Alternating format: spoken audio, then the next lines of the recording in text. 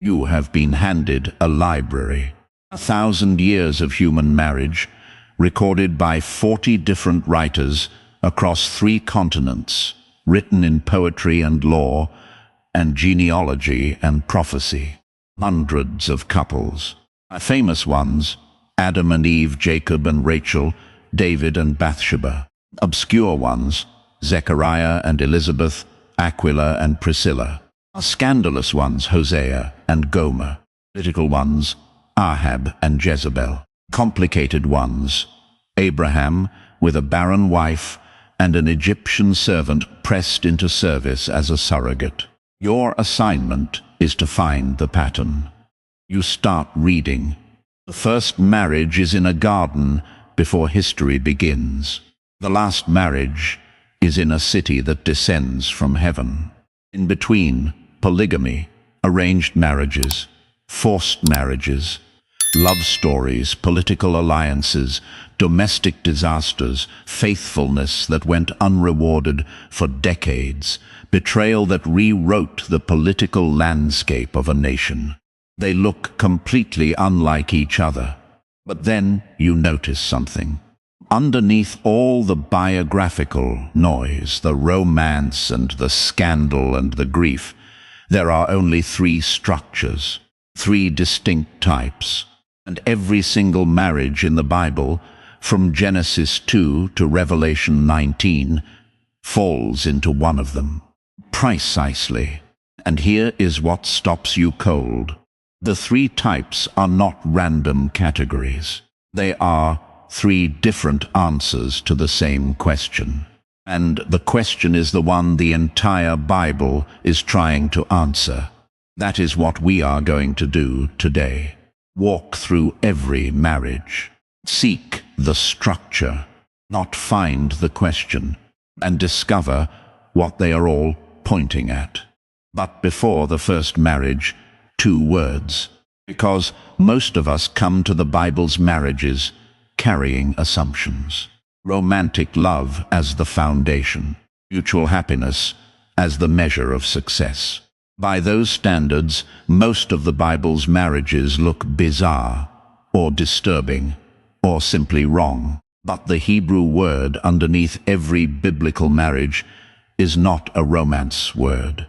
It is berit, covenant. The biblical authors did not think about marriage the way a modern romantic does. They thought about it the way a priest thinks about a sacrifice. Marriage was a covenant, which means the question the biblical authors are always asking is not, are they happy together? It is, are they faithful? And the second word, hesed, usually translated loving kindness or steadfast love. But Hesed is more precise than that. Not his covenant loyalty, the love that shows up even when it costs you. The faithfulness that stays when it would be easier to leave. The marriages the Bible presents as good marriages, almost without exception, are Hesed marriages. Not necessarily happy marriages. Not Hesed marriages. Keep both of those words, because you will see them show up, and conspicuously fail to show up, across every marriage we look at today. The first type starts in Genesis 2, and before anything else, there is a detail hiding in the Hebrew text that almost every English translation quietly buries. When God takes something from Adam to make the woman, we translate it ribbot. The Hebrew word is sela. It appears 41 times in the Old Testament. Only once does it clearly mean rib. Every other time, in descriptions of the temple, the tabernacle, the Ark of the Covenant, it means side. The whole flank. The full side of a structure. What if God did not take a spare part from Adam? What if he took a side and made 2 whole people from what had been one? If that reading is right, then Adam and Eve did not begin as 2 strangers who fell in love. They began as one being divided. A man shall leave his father and mother and hold fast to his wife, and they shall become one flesh. The Hebrew word for hold fast, davak, means to cling, to cleave, to be welded. It is the same word used elsewhere in the Old Testament to describe what it means to cling to God. The first marriage is not primarily a romance. It's a covenant rebonding of something that was originally one. This is the template. This is type 1. The defining feature of type 1 is not that the couple chose each other or were compatible. It is that the marriage is God-initiated, God-structured, and sustained by his faithfulness at its center, not feeling. Isaac and Rebekah carry this structure. Abraham's servant approaches the search for a wife the way you approach a covenant negotiation. He prays specifically for a sign. Before he finishes the sentence, Rebekah appears. When her family tries to delay, he refuses. "Do not delay me, since the Lord has prospered my way." When Rebekah is asked whether she will go, she answers in one word: "I will go." She is stepping into an unknown future. And then Genesis tells us something modern readers find backwards. Isaac takes her into his mother's tent, and then he loves her. The love comes after the covenant. Then comes Ruth and Boaz, and this one deserves its own moment. You know the outline. Ruth, a Moabite widow, follows her mother-in-law Naomi back to Bethlehem. She goes to glean in the fields. Boaz notices her. Not what unfolds is not a love story, and it is a covenant transaction rooted in a Hebrew legal concept. The goel, the kinsman, redeemer.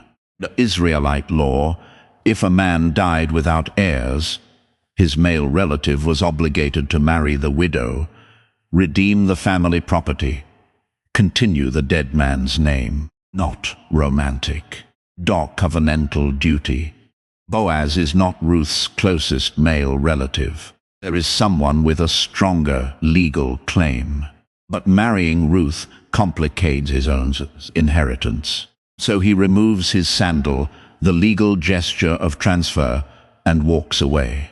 Listen to what Boaz says to Ruth before any of this legal transaction happens. It tells her, "All the people in my city know you are a woman of Hesed." He is not complimenting her beauty. He is declaring her covenant character, her faithfulness to Naomi, to a dead husband's family, to a God who was not originally her God. That is what moves him. Mutual recognition of Hesed. That is what this marriage is built on. It also produces Obed, who produces Jesse, who produces David. The most Hesed-driven marriage in the Old Testament sits 3 generations from the throne of Israel. The other type 1 marriages move quickly, but carry the same weight. Zechariah and Elizabeth, Aquila and Priscilla. Here is what connects every type 1 marriage. None of them are primarily love stories, not technology. All of them are pointed towards something outside themselves. Isaac and Rebekah carry the Abrahamic covenant. Ruth and Boaz sit in a lineage that runs to Jesus. Zechariah and Elizabeth give the world John the Baptist. Aquila and Priscilla advance the gospel across the Mediterranean. Not one marriage. Type 1 marriages are covenantal architecture through which God does something in the world. The same structure underneath everyone. A covenant entered without knowledge of what is coming. A faithfulness that cost something. A purpose that extended past the couple themselves. Type 1 marriages are not defined by how they feel from the inside. They are defined by what they are for. Here is what the Bible never does with these marriages. It never sentimentalizes them. Isaac and Rebekah have a profoundly dysfunctional marriage. Not favoritism, deception, sons who hate each other. The Hesed was real. The rest of life was still life. The second type appears earlier than most people notice. Genesis 4:19. A man named Lamech, 7 generations from Adam, takes 2 wives. The Bible does not editorialize, but watch what immediately follows. Lamech is the first figure in Genesis to boast of violence, the first to claim private rights to vengeance, the first to take the sacred number 7, the covenant number, the Sabbath number, the number of completion, and turn it into justification for his own private judgment. If Cain's revenge is 7-fold, Lamech's is 77-fold. The first polygamist in Scripture is introduced inside a portrait of pride and escalating violence. The author is not moralizing. What he is cataloging. This is the tree. That is the fruit. Then there is Abraham and Hagar, and this one requires care, because the church has sometimes turned Hagar into a villain, and the text will not support that. Sarai, unable to conceive after years of waiting for God's promise, offers her Egyptian servant Hagar to Abram to produce an heir on her behalf. This was not scandalous by ancient Near Eastern standards. The Nuzi tablets and the Code of Hammurabi from this exact period explicitly prescribe this arrangement for infertile wives. Abraham and Sarai are not evil. They are impatient. They are solving a theological problem with a sociological tool. The promise of God is taking too long, so they construct an arrangement. And here is the detail hiding in what follows. After Sarai treats Hagar harshly, and Hagar flees into the wilderness, an angel of the Lord finds her at a spring. He asks Hagar, servant of Sarai, "Where have you come from, and where are you going?" She is the first woman in Scripture to receive a direct divine visitation. She is the first person in the entire Bible to give God a new name. She calls him El Roi, the God who sees me. The victim of a type 2 constructed arrangement becomes the bearer of one of the most intimate divine encounters in Genesis. God does not pass over the people pushed to the margins of human systems. Not. He meets them at the spring where they have collapsed. Then Jacob, the most extended type 2 complex in the Bible.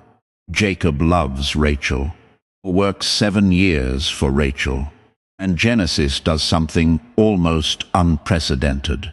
It gives us an interior emotional report. They seemed to him but a few days because of his love for her. That is the most genuinely romantic line in the entire Torah. And it ends with Laban substituting Leah under the veil on the wedding night.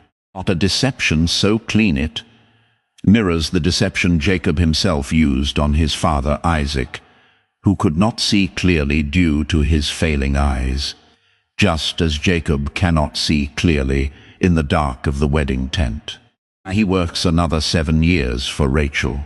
Then the 2 sisters compete for children, using their slave women as surrogates. Bilhah and Zilpah, who produce sons and have no voice in the text whatsoever. The author has assembled a machine for producing the 12 tribes of Israel. Every son who will become a tribe, through whom the covenant runs, through whom the Messiah comes, is born out of jealousy, rivalry, deception, and longing. Pay attention to what Leah does with her children's names. Her first son, "The Lord has looked upon my affliction. Surely now my husband will love me." Reuben, "Because the Lord has heard that I am hated." Simeon, not her third, "Now my husband will be attached to me." Levi. 3 children, 3 names that are simultaneously genealogy and lament. Leah is writing her biography into the names of the tribes of Israel.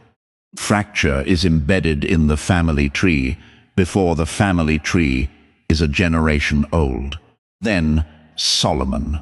1 Kings 11:3 says he had 700 wives of royal birth and 300 concubines. Stop at the number 700. 7 is the covenant number, the Sabbath number, the number of completion. Not 700 is the covenant number pressed to grotesque, catastrophic excess. And the text is precise about what this produces. His wives turned away his heart. The Hebrew verb is nata, stretch, to incline, to bend.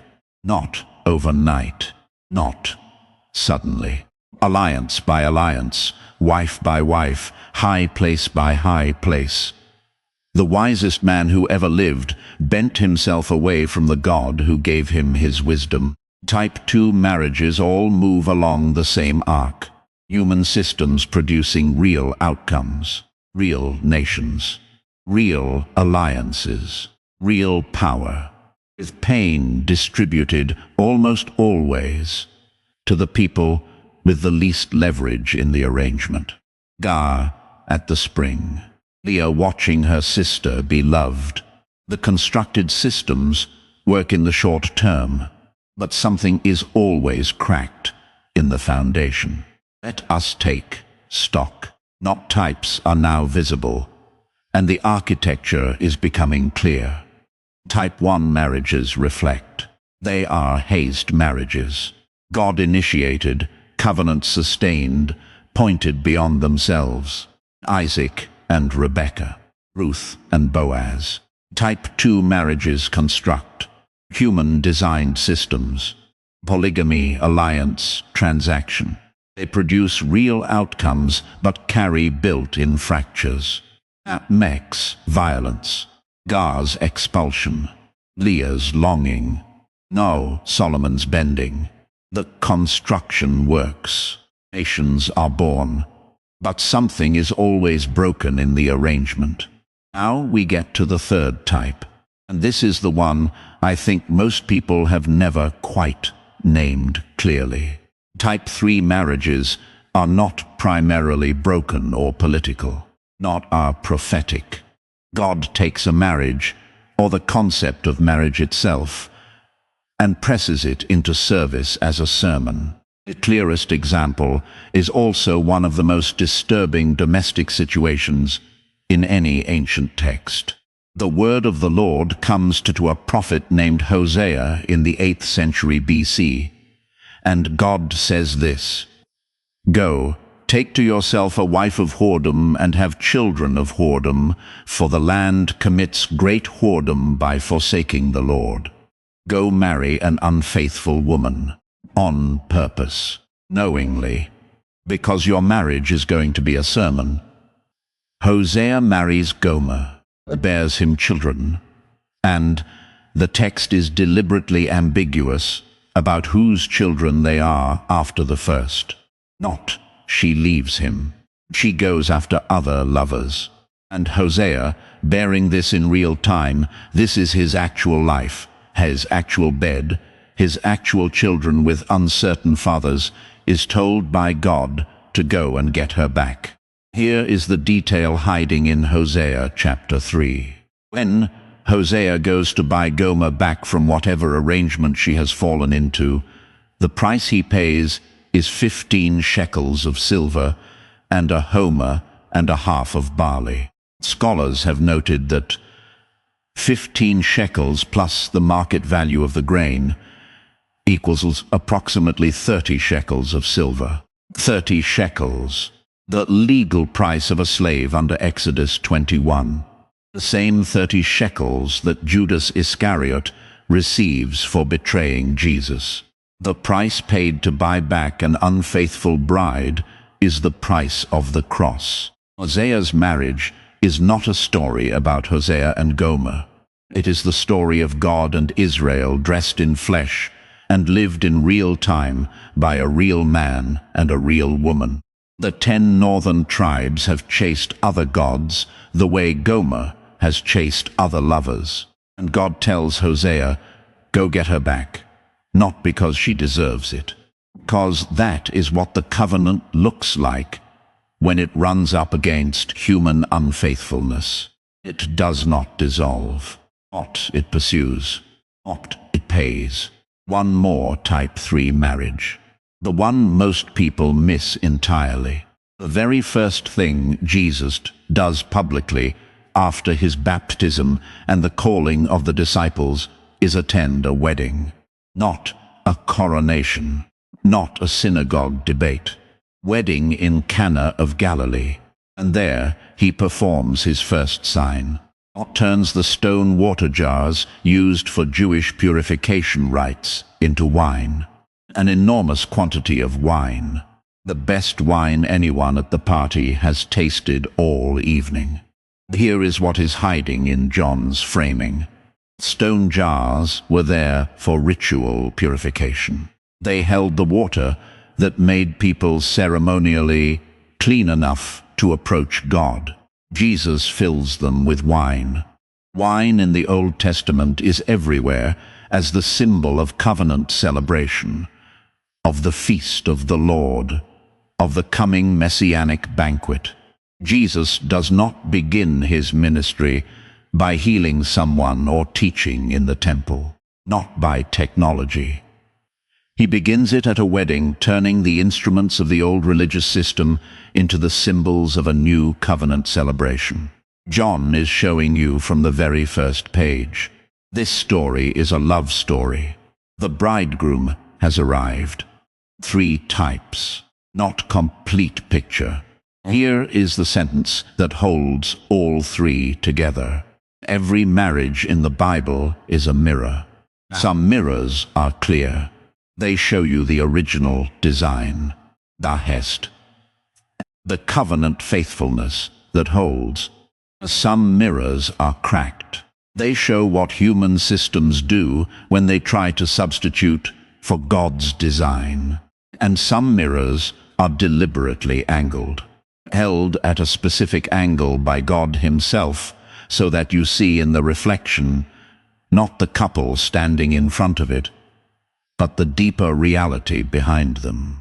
Paul names this in Ephesians 5.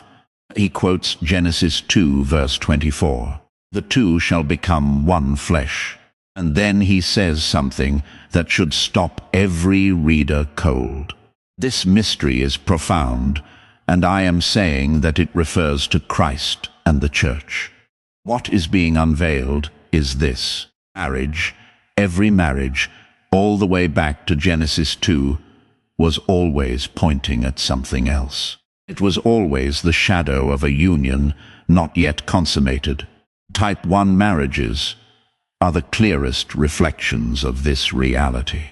Christ is the goel, the kinsman redeemer. Comes for a bride who cannot redeem herself.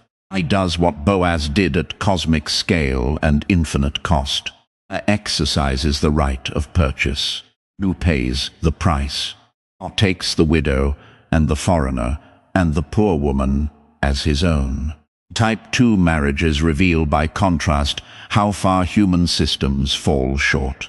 Polygamy does not work because the bridegroom is not divided. Alliance marriages do not work because you cannot serve 2 masters. Solomon's 700 wives bent his heart. Type 3 marriages are the most explicit. Hosea's 30 shekels point to the cross. God's declaration through Isaiah, "Your Maker is your husband," points to the church. The Cana wedding points to the arrival of the bridegroom. And there is one final marriage, the last one in the Bible. Revelation 19. Let us rejoice and exult and give him the glory, for the marriage of the Lamb has come, and his bride has made herself ready. It was granted her to clothe herself with fine linen, bright and pure, for the fine linen is the righteous deeds of the saints. Notice the tension in that sentence. It was granted her to clothe herself. The dress is a gift, a grace, something given from outside. And simultaneously, his bride has made herself ready. She has done something. She has prepared. The passive and the active held together in a single verse. The Bible begins with a wedding. The Bible ends with a wedding. Revelation 19, new creation. The Lamb, the bride. Not by technology, and a marriage that every other marriage in the entire canon was always pointing toward. Every type 1 marriage was a reflection. Not type 2 marriage was a warning. Every type 3 marriage was a signal. And the signal said the same thing in every generation. Through faithful couples and broken ones. Through Hesed marriages and constructed ones. Through Hosea's grief and Ruth's faithfulness and Leah's longing and Priscilla's partnership. The bridegroom is coming. He came, paid the price, is interceding now. And the final verse of the Bible is an invitation from the bride herself, standing at the edge of history, speaking to every person who has ever stood at the edge of a broken marriage, or a lonely life, or a longing that no human covenant has ever fully satisfied. The Spirit and the bride say, "Come," and let the one who hears say, "Come," and let the one who is thirsty come. Let the one who desires take the water of life without price. Revelation 22:17. What does this mean for you right now? First, it means that the marriage you are living in, whether it feels like a reflection or a fracture, or a mystery you cannot untangle, is not an accident. It is sitting inside a story that began before you were born and will end after you are gone, not technology. The question is not whether your marriage is happy by the world's standards. The question is whether it is faithful, whether it is Hesed, not technology, whether you are showing up with the covenant loyalty that stays when it costs you, because that is the kind of love God uses. And he used Isaac and Rebekah, with all their dysfunction, to carry the covenant. I used Jacob and Leah and Rachel, with all their rivalry, to build the 12 tribes. He used Hosea and Gomer, with all their public shame, to preach the gospel of a pursuing God. He can use you. Second, and maybe the part that stays with me most, is this. Every marriage in the Bible is a mirror, but the mirror is not the point. Reflection, not that point. What the mirror is showing you is the point. What it is showing you is a bridegroom who came, who paid the price, who is coming again. Your marriage is not the destination. It is the signpost. The signpost does not have to be perfect, not just has to point. And if you are not married, the same is true of your life. Your life is a mirror too. The question is the same. What is it reflecting? The invitation is still open. Revelation 22:17 does not close with a period. It closes with an open door. The Spirit and the bride say, "Come." Not come if you have it all figured out. Not come if your marriage looks like a type 1. Come if you are thirsty. Come if you are longing. Come if you have been the victim of a type 2 arrangement, or the wounded prophet in a type 3 sermon. Come if you have never known what Hesed feels like. The water of life is without price. That means you cannot earn it. You can only receive it. And the moment you do, something shifts. You stop trying to make your marriage or your life into the destination. You start letting it be what it was always meant to be. A signpost, and a mirror, a reflection of the one who came for his bride. If this has opened something for you, help us reach someone else with it. Subscribe to the channel. Leave a comment. Even one word lets the algorithm know this matters to people. Share this with someone who is struggling in their marriage, or someone who has given up on the idea of marriage, or someone who needs to be reminded that their life is pointing at something bigger than they can see. Pray for us as we continue to dig into these things. And remember, the bridegroom is coming. He came once, not paid the price. He is interceding now, and he will come again. The Spirit and the bride say, "Come, God bless you."